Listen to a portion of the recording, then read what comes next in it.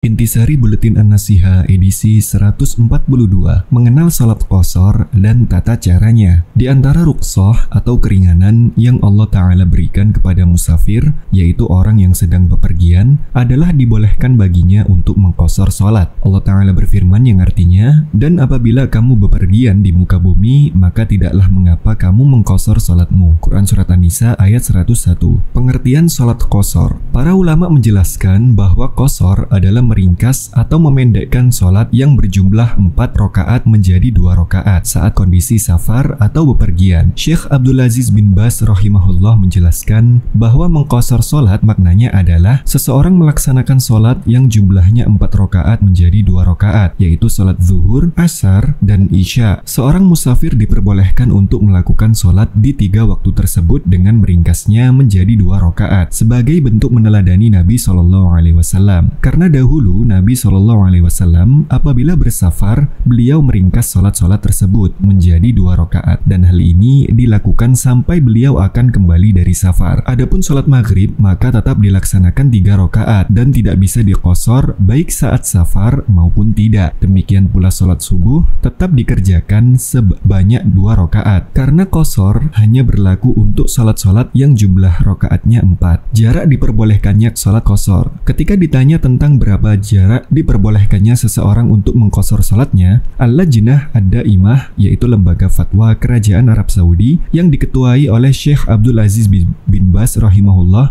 memberikan jawaban bahwa ukuran jarak yang diperbolehkan seseorang untuk mengqashar salatnya adalah sekitar 80 km, dan ini sesuai dengan kesepakatan jumhur atau mayoritas ulama. Tempat diperbolehkannya mulai mengqashar salat. Mayoritas ulama berpendapat bahwa mengqashar salat dimulai ketika seseorang meninggalkan tempat mukim dan keluar dari wilayah tempat tinggalnya atau melewati batas kota misalnya, dan ini adalah syarat. Maka orang yang safar boleh untuk tidak menyempurnakan jumlah rakaat salatnya sampai ia kembali masuk ke tempat tinggal awalnya. Ibnu Al-Munzir berkata, "Saya tidak mengetahui bahwa Nabi SAW mengqashar salat dalam suatu perjalanan safar dari safar-safar beliau, kecuali ketika setelah benar-benar keluar dari kota Madinah." Tata cara salat qashar. Berikut penulis rangkumkan dari penjelasan Syekh Abdul Aziz bin Baz rahimahullah terkait kondisi bagaimana seseorang bisa melakukan salat qashar. 1. Seorang musafir mengqashar atau meringkas atau memendekkan salat yang berjumlah 4 rakaat menjadi 2 rakaat, dan ini hanya berlaku pada sholat zuhur, asar, dan isya. 2. Diperbolehkan mulai mengqashar sholat hanya ketika sudah meninggalkan daerah tempat tinggalnya atau melewati batas kota. 3. Apabila di tempat tujuan atau dalam perjalanan safar, ia sholat berjamaah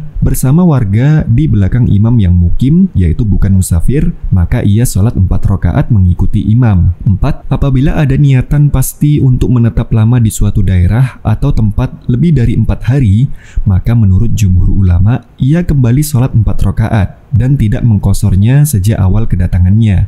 5. Saat safar bersama orang lain, maka dalam mengqashar sholat harus tetap menjaga sholat secara berjamaah, khususnya bagi laki-laki.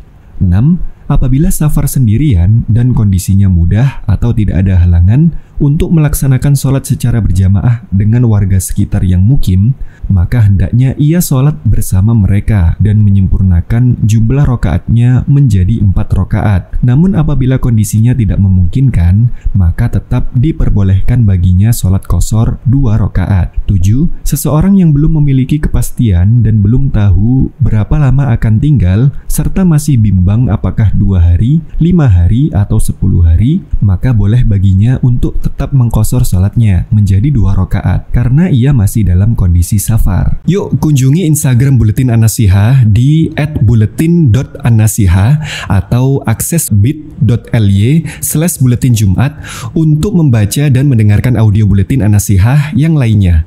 Barakallahu fikum. Yuk dukung dakwah Surabaya Mengaji. Salurkan harta terbaik Anda untuk operasional dakwah.